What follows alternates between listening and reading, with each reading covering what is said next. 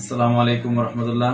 প্রিয় নেত্রকোনাবাসী এবং নেত্রকোনার সকল শ্রেণীর শিক্ষার্থীবৃন্দ, সবাইকে ইসলামী যুব আন্দোলন বাংলাদেশ নেত্রকোনা জেলা শাখার পক্ষ থেকে আন্তরিক শুভেচ্ছা অভিনন্দন।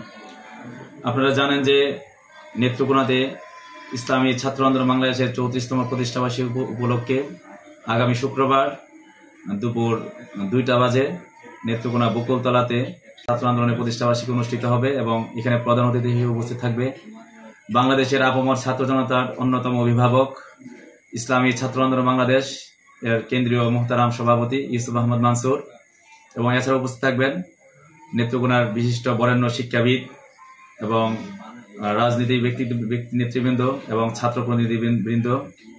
আপনাদের সবাইকে এই অনুষ্ঠানে অংশগ্রহণ করার জন্য বিশেষভাবে আহ্বান করছি। আপনাদের উপস্থিতি এই অনুষ্ঠানকে প্রাণবন্ত করবে এবং আপনারা সকলের দাওয়াত রইল। আসসালামু আলাইকুম।